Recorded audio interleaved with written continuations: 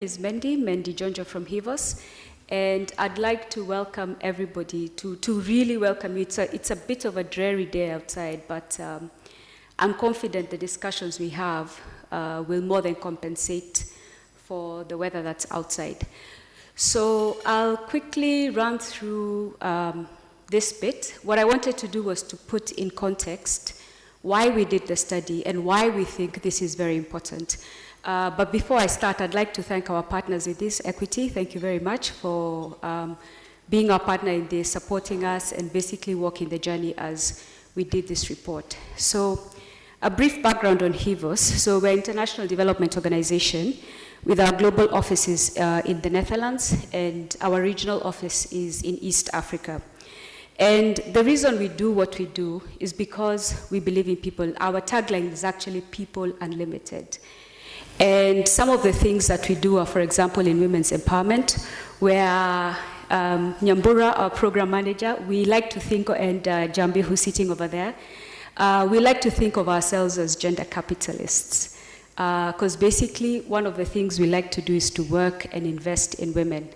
And every time we talked about the fashion sector, the textile and clothing sector, we used to hear all these enormous numbers, 300 million. That's the current value of the textile and clothing industry in Kenya.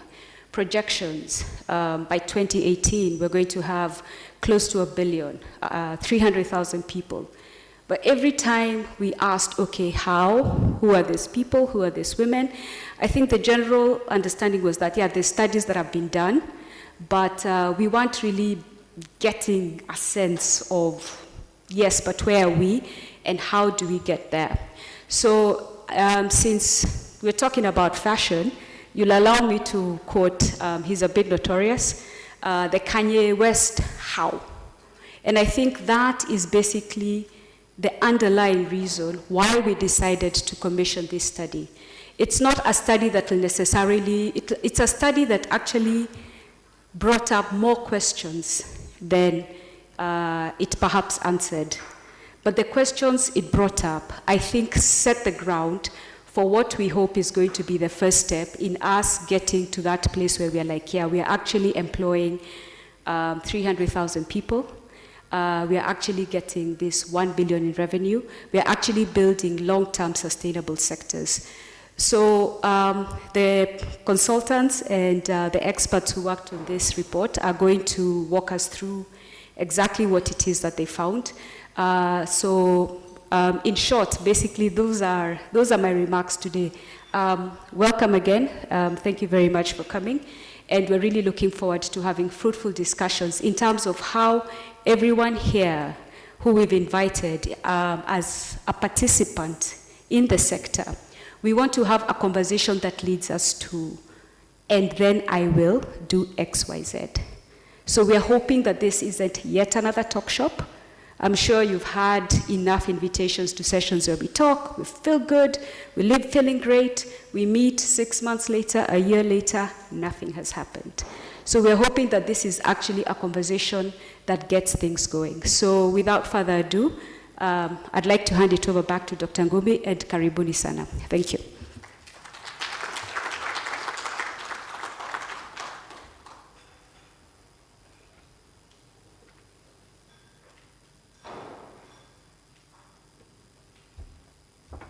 Let's give Mendy another round of applause. Thank you, HIVOS. We love that term, gender capitalists. We love it. I would like to welcome Dr. James Mwangi from Equity Bank to kind of give us his thoughts around the process of making this report. Dr. James Mwangi.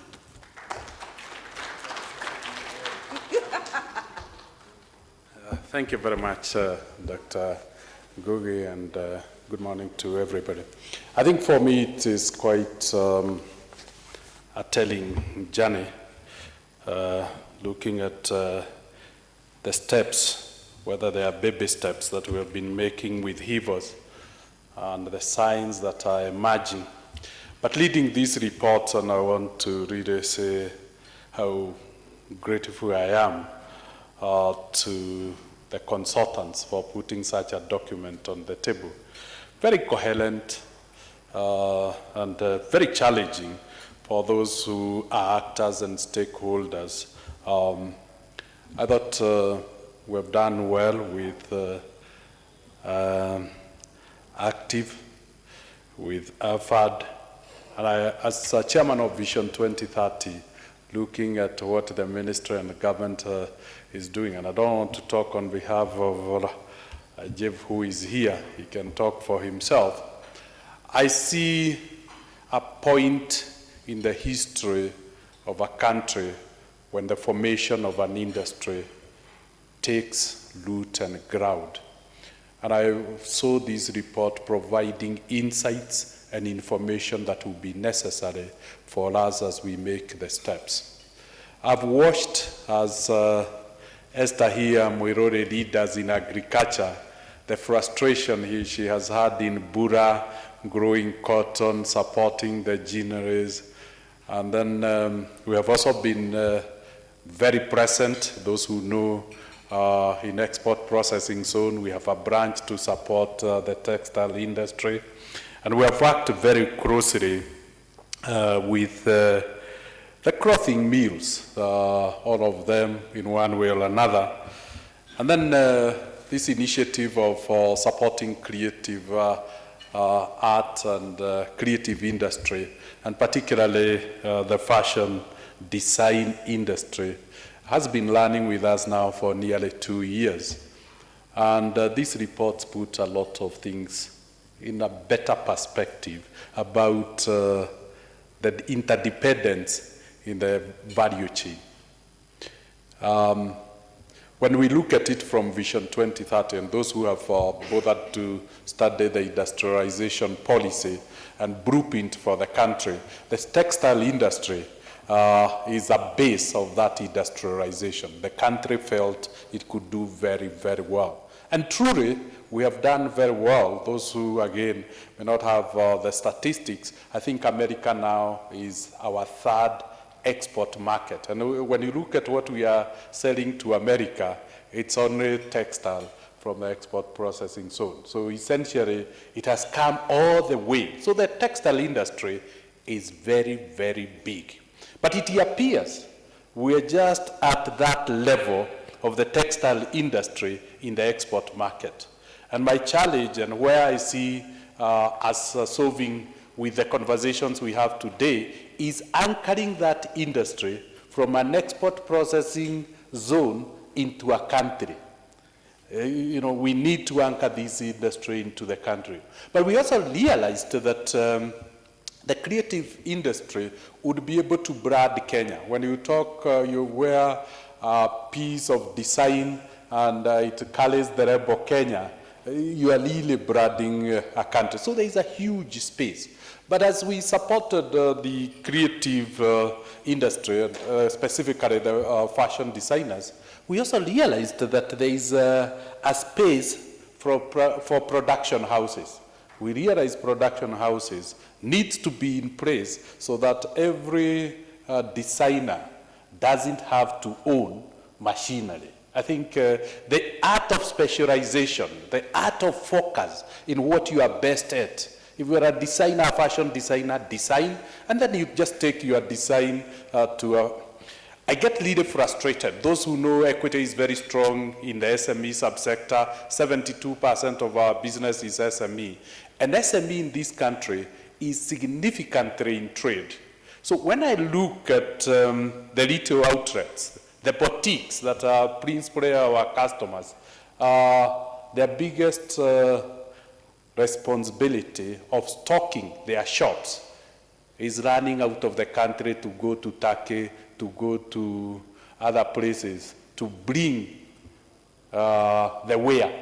And the focus on designers, and hopefully linking this with the production houses, would then give us an opportunity to stock the boutiques, the retail outlets, our malls, with Kenyan design and Kenyan made fashion items. And to me, there won't be a better place where Kenyans are buying Kenya. The government policy seems to be coherent. It can be made better, and I hope we'll have a chance to make our proposals and recommendations that Rajiv is here with us, in the sense that particularly the question is, if we abolish Mutuba, and the government has moved very quickly in the East African community, all that we are saying is that we will not import second-hand, but we will import new. And the question is, what is the difference other than increasing the price? What is the difference? We're just increasing the price, the cost of what we are wearing. So why don't we produce in Kenya? Why don't we give our creative industry an opportunity to dress Kenyans, to clothe Kenyans? And as Africa is reaching that level that it's anticipated that by 2050, it will have 2.5 billion people. Now you can imagine clothing 2.5 billion people with imported stuff when this is a basic manufacturing industry. This is the lowest it could ever be in manufacturing. So it is an industry that we need to quickly develop competence. The question of identity, Africa is now dealing with that issue of identity. Who are we? Sort of an essence. And really, you can only protect your culture if you own design, because culture is best reflected in the way people particularly dress. So the opportunity for African designs, the opportunity for the African fashion couldn't be at a better time. And that is why Equity is passionate, is committed.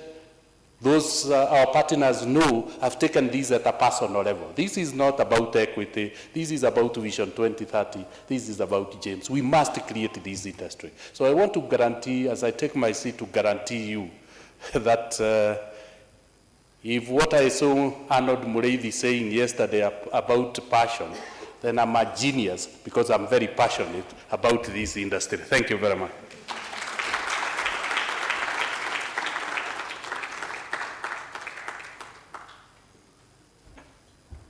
Thank you so much, Dr. Mwangi. Let's give him another hand. I think it's very important. Two things that he said. One is that we are not an export processing zone, we are a country. And so we have to move the idea that other people are going to produce for us into infinity. We have to move away from that idea and start producing for ourselves, even to kind of build an identity as Africans and as Kenyans. I thought that was wonderful. We are going to now hear from the people who made this report, the people who did the work of going out to do research. One of the things we've been accused of in this part of the world is just kind of leaping into things without an evidence basis. This is not going to be the problem that we have here, because so many people have worked so hard to build the necessary baselines and to build the knowledge that we needed to design strategic interventions for the fashion industry. And in that regard, I would like to invite Mr. Sean Ansett to kind of come and give us the background around the global study before we have somebody else come and talk about the regional basis. Thank you, Mr. Sean.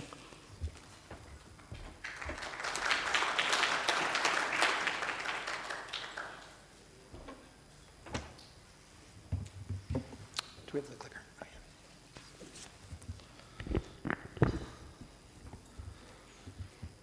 Hello, can everyone hear me okay?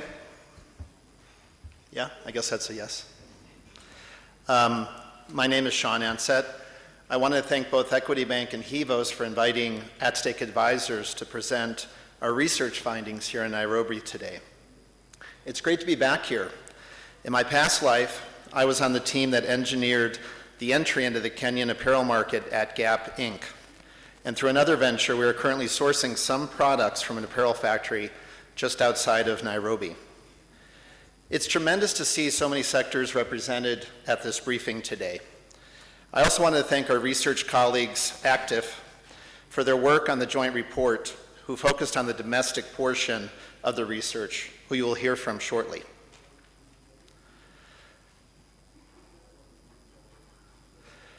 There's a tremendous opportunity for apparel sourcing on the African continent. The number you see on the slide, 0.5%, represents the African continent's entire share of the global export apparel market. So there's indeed a tremendous opportunity and potential for entrepreneurs, designers, and other actors to create value along the apparel value chain. At-Stake Advisors was tasked with conducting an exploratory study of the global landscape and to assess how Kenyan designers and manufacturers can attract and tap into the global apparel value chains, identify key barriers, strengths, and opportunities in doing so, while applying a gender lens, which is very important to HEVOS, to these findings. Additionally, the project principals wanted to understand the clothing to fashion value chain and the impediments to sustainably integrating local fashion designers and small tailoring houses into the domestic retail platform. We employed a mixed method research methodology for the purpose of the study, including desktop research and interviews with global brands and retailers. But we were limited by the predefined scope of the research and did not conduct primary research with exporters and other key informants, specifically here in Kenya. Sub-Saharan Africa enjoys some key advantages for apparel, including attractive wages, large working populations, AGOA trade preferences, as well as European Union preferences, value chain development potential and integration, as well as geographical risk diversification. We're now in the middle of a second paradigm shift of the past 2 decades in the global apparel sourcing world. The first is when the Multi-Fiber Agreement, or the MFA, expired back in 2005. For those of you who don't know, the MFA imposed garment quotas by country, leading many successful manufacturers to expand abroad to take advantage of unused quotas in other countries. In its wake, with less need for this sort of geographic diversification, a massive consolidation towards the least expensive sourcing destinations occurred, with China drawing a disproportionate share of prices, and prices were falling an estimated 16 to 30%. However, with wages in China now as much as 10 times higher than other sourcing destinations, brands are starting to look for the next hotspots. Nearly 3/4 of chief procurement officers reported that they anticipate reducing their China sourcing within the next 5 years. This certainly creates an opportunity for Africa. Kenya has a substantial history in apparel manufacturing. While the sector contracted after the 1990s trade liberalization in Kenya, which brought in a flood of cheap imports and secondhand clothing. Before then, Kenya was a regional hub for apparel and textiles. Despite the decline, which is reflected in both human and physical capital, Kenya retains productivity and professionalism edge over many of its African neighbors. For example, Ethiopian workers are still unused to life in a factory and working in a factory.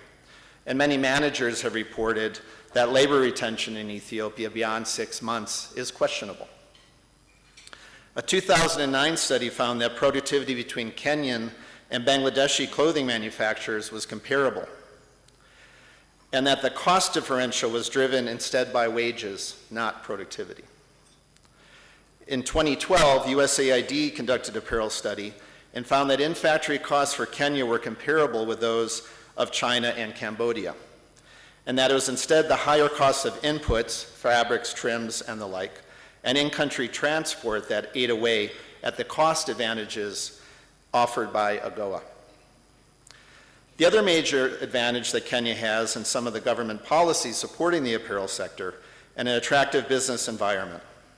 Apparel has been defined as a government as a priority and is included in the Vision 2030. They have established a textile city with attractive tax advantages to investors. Additionally, the Kenyan government has recently subsidized electricity in the designated zones for apparel manufacturers, cutting power costs, which were previously debilitatingly high, in almost half. And we'll see if that sustains itself, certainly over time. Kenya's government is also working to address port and customs issues, and a Nairobi-Mombasa railway is under construction, which would expedite and reduce the costs within country transport.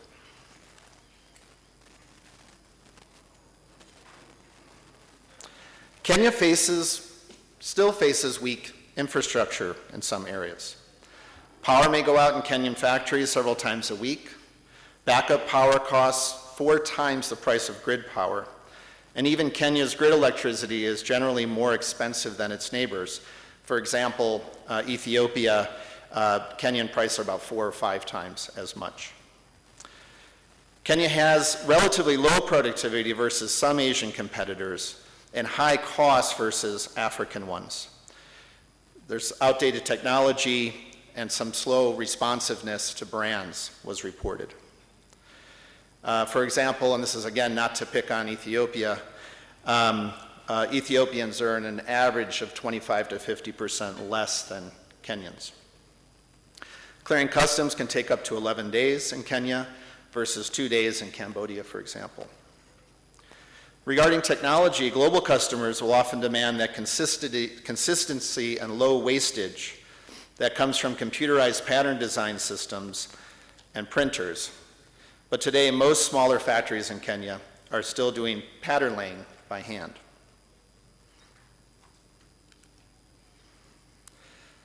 Lagging human capital levels and political risk, expats brought in for middle management level jobs at a significant cost. Many of the mid and senior management jobs are actually conducted by expats, and that does increase costs. Kenya's apparel value chain has also eroded over the past 20 years, with many of the old ginneries and textile factories falling into disrepair, making it extremely hard to get locally sourced fabrics and trims, especially for smaller batches, and leveraging a new fast fashion reality. In Kenya today, it is more difficult to manufacture apparel than in China because garment manufacturers cannot easily find and purchase the inputs they need. Fabric, thread, buttons, zippers, etc. are difficult to source locally, especially in the quantities required for both small and large batches. The Kenyan government could play a positive role in infrastructure investment, both on the transportation and energy, and spearheading efforts for regional integration. On the transportation infrastructure side, a priority could be streamlining the ports by continuing to invest.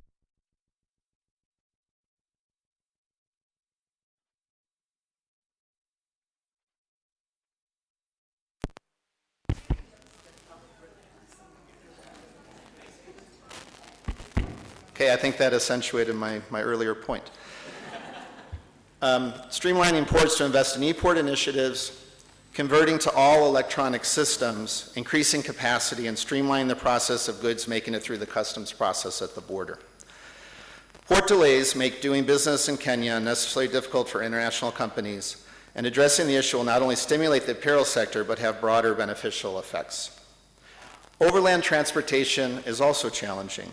The roads between Nairobi and Mombasa are relatively narrow and unsafe, and could not support exporting activities on the massive scale that would have real impact on job creation at a macro level. The government could consider upgrading Kenya's highway system. Overland transportation is also substantially more expensive than competitor countries. For example, getting to port costs roughly 25 cents per garment in Kenya versus 4 cents in China and 10 cents in Cambodia. Again, the rail construction to Mombasa is very positive and can be a very useful investment.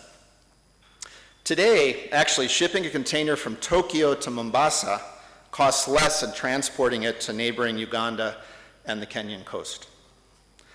Another top priority for the government, which has already taken action on, is continuing to improve the price and reliability of the power grid, in particular to invest in green energy as it becomes more cost-effective.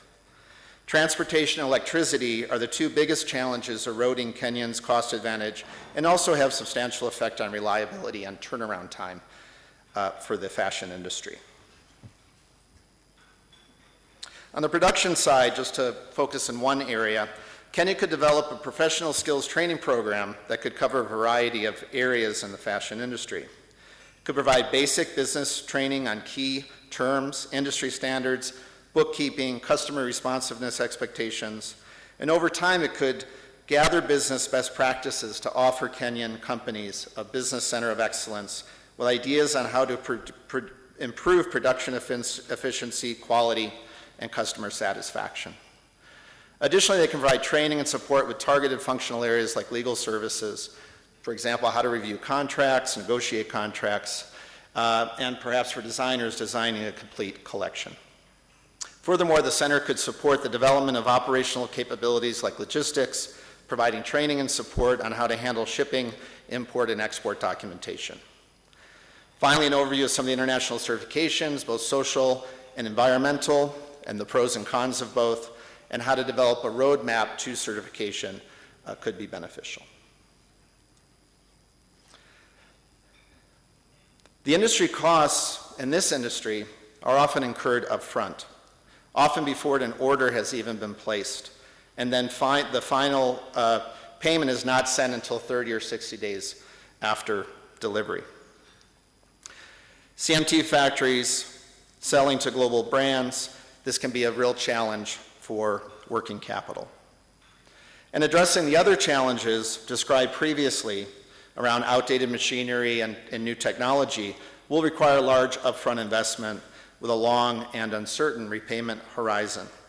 Current financial products, while able to handle capital expenditures to a degree, are not well suited to the return period common in apparel manufacturing. Today, one of the major trends shaping the global consumer landscape is fast fashion, meaning apparel retailers are selling smaller batches, working on faster timelines, offering customers more seasons, and often nearshoring their sourcing. That drives shorter lead times. Most companies order 80% of their clothing in advance of the season, but fast fashion companies like Zara only order 50%. It may be hard for Kenya to take advantage of this trend in the US market, given their distance, but they are better positioned for the Middle East, African consumer base, and other parts of Europe. The other major global trend is conscious consumerism. Across developed countries, roughly 50% of respondents reported that they were more likely to buy products from companies that are socially responsible, with women and millennials agreeing most strongly to that question. Similarly, while environmentalism is not necessarily a top purchase driver for consumers, 70% responded they would be bothered if they found out their clothes were produced in a non-eco-friendly way. In the same way that organic food in developed countries gradually became a major market force over the past decades, attention is now turning to sourcing and origin of products across all different categories, including apparel. Here, Kenya has an opportunity to gain an edge over competitor countries like Bangladesh by selling the story of socially beneficial and eco-friendly manufacturing. To effectively access the global market, Kenyan companies will need to understand the demands of the international market and trends that are changing the global apparel landscape, leverage the particular advantages of Kenya market versus near competitors like Ethiopia, pursuing several high priority. Those were the things that we did. And that's the team. Acknowledge Belinda here, the chief executive for Active, my friend Joseph, okay, and the whole support that comes along in this one. The findings that we're going to present to you, ladies and gentlemen, will be as follows. The status of the industry that we surveyed, the challenges that you face, the opportunities available, and then the recommendations. It's nice to think that it's a big industry. But in closing, ladies and gentlemen,